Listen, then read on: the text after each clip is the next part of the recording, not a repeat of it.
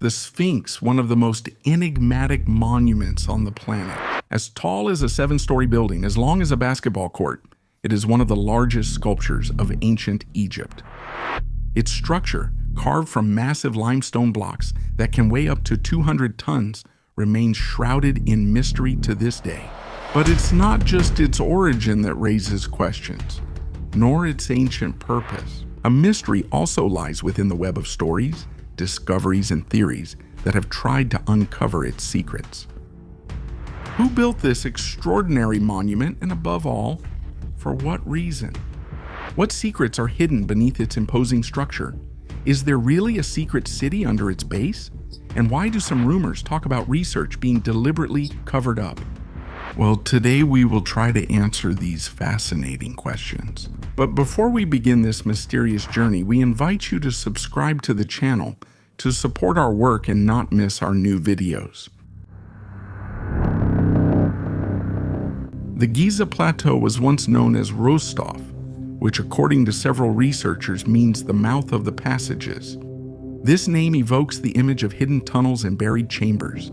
And for centuries, this vision has fueled the imagination of scholars, archaeologists, and enthusiasts. So, what secrets are hidden beneath the arid ground of the Giza Plateau? Is there really an intricate system of tunnels? As we always do to fully understand this complex story, let's start from the beginning. At the beginning of the 20th century, a series of archaeological excavations focused the world's attention on Egypt. In 1923, in the Valley of the Kings, located on the west bank of the Nile across from Luxor, the tomb of Pharaoh Tutankhamun was discovered. The discovery, after years of fruitless searches, was made by the British archaeologist Howard Carter. The burial chamber appears intact and contains all the precious artifacts that had remained preserved for over 3,000 years. Clearly, this discovery made headlines around the world and sparked interest in ancient Egypt, leading to a new wave of archaeological explorations. A few years later, the archaeologist Salim Hassan announced an incredible discovery. During some excavations on the Giza Plateau, he reportedly discovered a network of mysterious underground tunnels. Hassan's Giza excavations were some of the most extensive in the region, and they led to the discovery of the tomb of Queen Eteferes, the mother of Khufu, the presumed builder of the Great Pyramid. The tomb contained a series of important artifacts, including a small statue of the Sphinx. Hassan also found the remains of a small city, which had first served as housing for the workers who built the monuments, and later for the priests who served the tombs and temples. But in particular, Hassan discovered a very deep well in the causeway that connects the Sphinx to the second pyramid, which was called the Water Shaft, or the Osiris Shaft. The well begins in the covered passage under the causeway and leads to a wide corridor with another well at the end. This second well descends into a rectangular chamber with several niches containing sarcophagi. The wells contain successive and intrusive burials from the 26th dynasty. In one of the niches, there was also a third well that descended much deeper to another level. At the well's bottom, a chamber was nearly submerged in water. Hassan tried unsuccessfully to empty the chamber by pumping water for 4 years, until he finally had to give up digging. However, the water was clear enough to see that the submerged chamber contained the remains of 4 pillars with a large sarcophagus in the center. Hassan's work proved beyond any doubt that the Sphinx was not just a standalone statue, but was part of a much larger complex, which included temples and other mysterious underground structures. The discovery was widely reported by the press at the time, but suddenly and without warning, the media stopped talking about it. The Egyptian authorities diverted attention to other initiatives, and archaeologists went back to focusing on tombs and treasures. Why did they stop investigating these very important discoveries? According to some researchers, there was a deliberate intention to cover everything up, because what might be hidden beneath the Giza Plateau could change everything we think we know about this ancient people. But what could be hidden under the desert sands that is so shocking? To understand this, we need to take a step back and go to ancient Greece.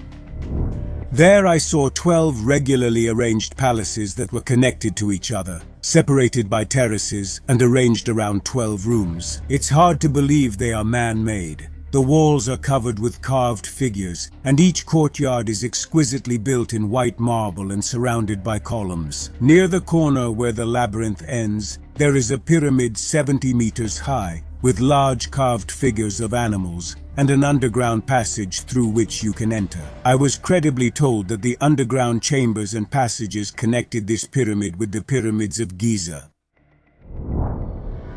These are the words that Herodotus, the Greek historian considered the father of history, uses to describe this mysterious place of which today we have no trace.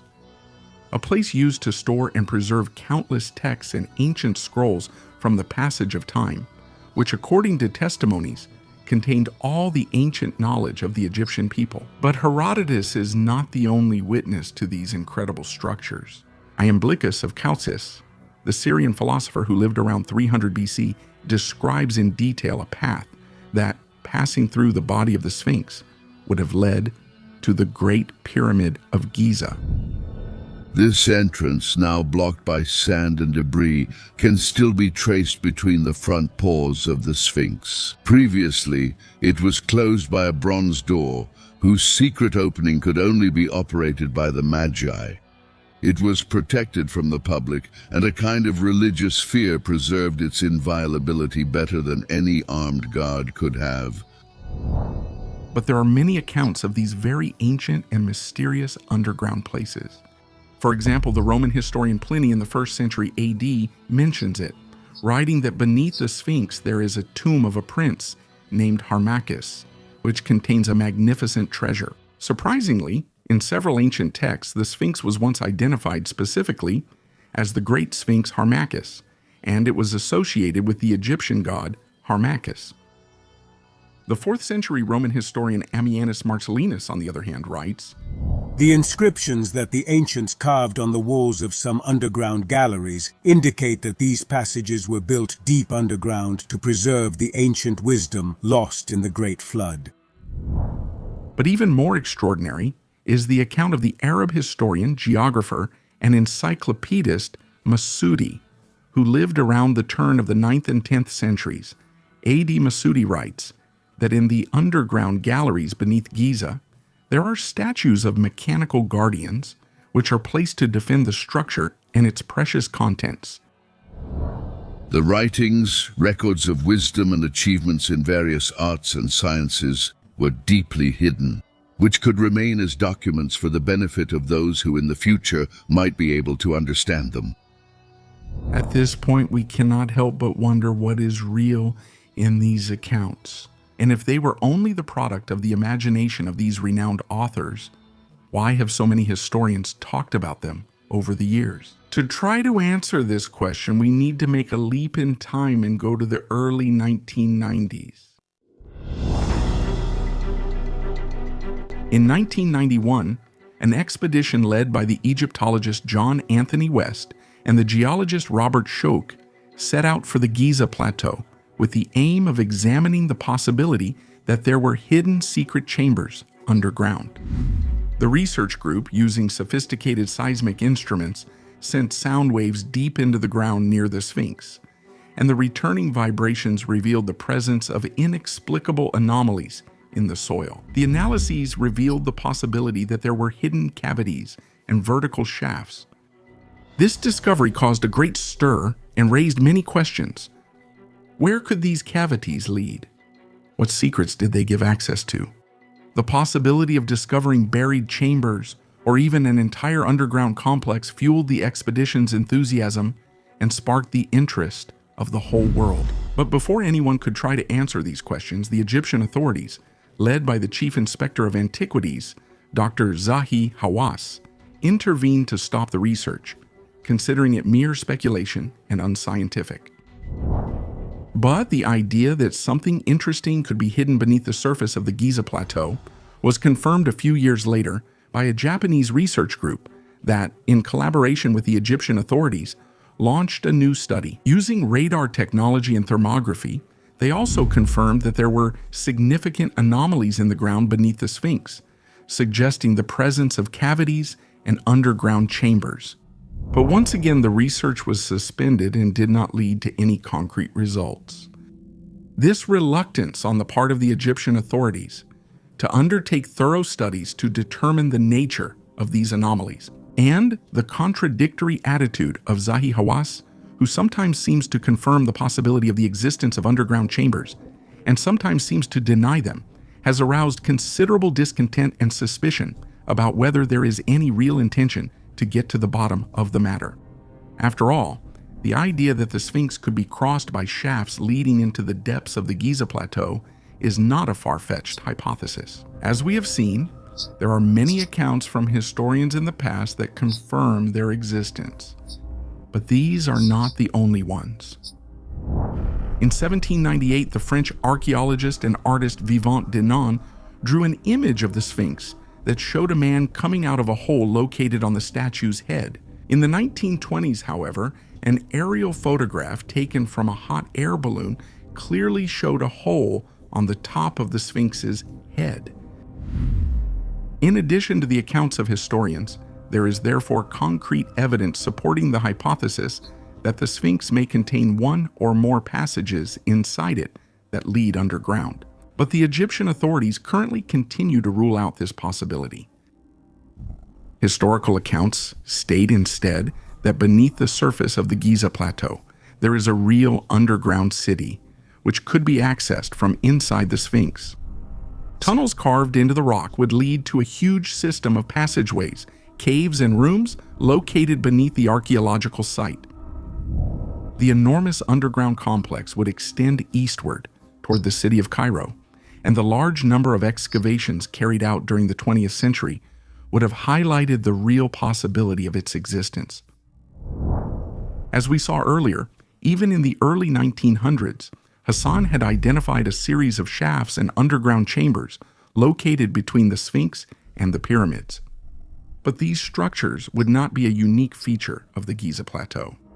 The study of the vast archaeological site of Hawara, for example, which includes the pyramid and numerous surrounding structures, would have also highlighted the presence of underground chambers and tunnels at this site, thus suggesting the existence of a complex network underground. But even this still remains unexplored today. If the existence of a system of underground chambers and tunnels seems to be supported by historical accounts and studies carried out in recent years, even today, all this is still questioned, and according to some researchers, even hindered by the Egyptian authorities. But the mysteries surrounding the Sphinx don't end there. Another unresolved question is the origin of this extraordinary monument. The research that West carried out in the 1990s revealed not only a series of underground chambers and tunnels, but also something surprising about the age of the Sphinx. Until then, the age of the Sphinx was estimated to be about 4,500 years, dating back to the dynasty of Khufu around 2500 BC. However, the geological investigations conducted by West, in collaboration with the geologist Schock, suggested that the Sphinx might have been carved many years earlier, probably more than 10,000 years ago, when the Sahara was still a dangerous area, a period that would correspond to the end of the last ice age. The clues that led West and Schock to backdate the construction of the Sphinx are numerous. Thanks to Schock's geological expertise, it was possible to highlight how the erosion of the Sphinx's rock is different from what we would expect to find in a desert environment like the Giza Plateau. In fact, the erosion appears deep and irregular, and it seems more consistent with the marks left by heavy rains or floods. Moreover, the erosion observed on the Sphinx is significantly different from that found on the surrounding pyramids. While the pyramids show erosion consistent with that caused by wind and sand, the Sphinx instead displays signs of wear that are incompatible with those from wind and sand, but compatible with those from water. This would indicate beyond doubt that the Sphinx might have been built in a different era than the pyramids. So to recap, according to mainstream archaeology, the Sphinx would have been erected in 2500 BC, about 5,000 years ago. We also know that the climate in Egypt has been dry for at least 9,000 years. The Sphinx shows signs of water erosion, that reach up to almost half a meter. This should lead us to assume that the Sphinx, in order to have these signs of erosion, must have been built in a much earlier period. According to some estimates, in fact, for water to cause this type of erosion, it takes between 10,000 and 50,000 years. To this, we must add another piece of evidence. The stone quarries from which we know the Egyptian dynasties extracted the large limestone blocks do not show signs of water erosion, as is to be expected, since for at least 5,000 years, the Giza Plateau has had a desert climate. So, what mysterious atmospheric phenomenon caused erosion on the Sphinx while sparing the stone quarries? It's clear that something in this whole story doesn't add up. Another clue that seems to suggest a much older age for the Sphinx concerns its orientation. In 1828, during a trip to Egypt, the German astronomer and mathematician Johann Friedrich Gauss was among the first to notice that the position of the pyramids on the Giza Plateau seemed to reproduce that of the stars that make up Orion's belt. This observation has been developed over the years, and several independent researchers have refined Gauss' initial intuition. After various studies, they have come to describe the Giza Plateau as a true representation of the celestial order on Earth. The Pyramid of Khufu would in fact represent the star Al-Nitak, the easternmost of the three main stars in Orion's belt, and the Pharaoh as on Earth. The Pyramid of Khafre, on the other hand, would represent the star Al-Nilam, the central one of the three stars in the belt, and this would symbolize the Pharaoh as the representative of the sun god Ra. The Pyramid of Menkaure would finally symbolize the star Mintaka, the westernmost of the three stars in the belt, and would represent the Pharaoh as the god of the afterlife, Osiris. The Sphinx, on the other hand, faces east towards the star Sirius, the brightest star in the night sky. Sirius was associated with the goddess Isis, wife and sister of Osiris. The body of the Sphinx is also that of a lion, a sacred animal in ancient Egypt, representing strength and power. The position of the Sphinx at the entrance to the Giza Plateau would therefore symbolize the role of the Pharaoh as guardian of the afterlife. And finally, we have the Nile, which flows from south to north, parallel to Orion's belt. In the alignment theory, the Nile would represent the celestial river that crosses the night sky. Today, because of precession, Orion's belt is slightly shifted to the east compared to the original alignment. But 10,500 years ago, when, according to the Orion alignment theory, the Giza complex would have been designed, precession would have caused Orion's belt to be in a position that was perfectly aligned with the pyramids and the Nile River. Clearly, if we accept all this, we would have to date the complex back by many thousands of years. But the hypothesis that sees the Sphinx as much older than its current dating seems to be confirmed by an ancient Egyptian tablet found in 1850 known as the Inventory Stela. In this tablet, it is stated that the Sphinx was not built by Khufu, as Egyptologists believe, but rather that the pharaoh simply restored it. His Majesty had the statue in front of the Temple of Kem at Giza restored after it had been neglected for long periods of time.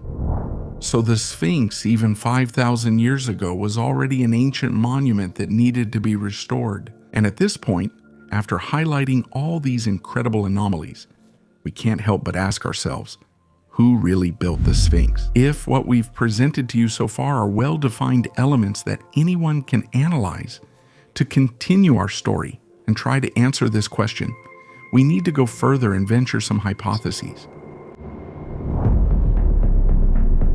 The Sphinx seems to have been erected by an ancient people, a people who lived during the last ice age. And if we take as valid not only what is written in the Temple of Edfu, but also some historical accounts from ancient Greece, this people would have originated from a mysterious island located in the Atlantic Ocean, a place that would have been wiped out by a destructive cataclysm.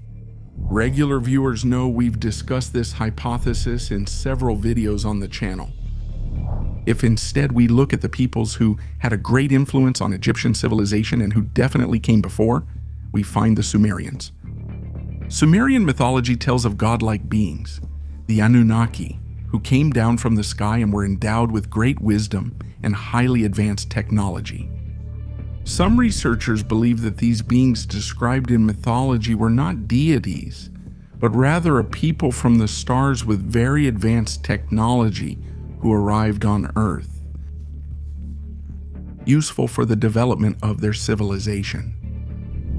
It's definitely fascinating to read some Sumerian texts like Gilgamesh, where the existence of great underground cities is described, accessible through tunnels hidden beneath the sand, or to read about the existence of the Huwawa, gigantic beings with lion heads and a terrifying appearance, who had the specific task of guarding the sacred places. The description of these particular beings inevitably brings to mind the incredible account of the Arab historian Masudi that we saw earlier, and the terrifying mechanical statues placed to guard the underground chambers on the Giza Plateau. I have seen things that I cannot describe for fear of making people doubt my intelligence, but I have seen them. But the depiction of beings with the head of a lion is not new in ancient Egypt. Some researchers believe that the Sphinx's head was originally that of a lion, and that it was modified over the years.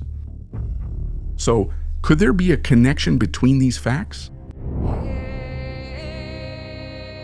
Clearly, we don't know. However, what we do know is that the ancient origins of the Sphinx open up fascinating and unprecedented scenarios. Who built it? An advanced people who were wiped out by a catastrophic event? Or is it instead evidence of an ancient contact with a people from the stars? And finally, what is hidden in the depths of the Giza Plateau? Our hope is that new excavations and research can reveal the mysteries, not only about these enigmatic structures, but also shed light on an ancient people whose traces seem to have been lost. Many questions remain unanswered, and several elements need further investigation in the future. But at this point, we are truly curious to know your opinion and to hear your suggestions. And if you enjoyed the video, don't forget to subscribe to the channel to support our work. See you in the next story.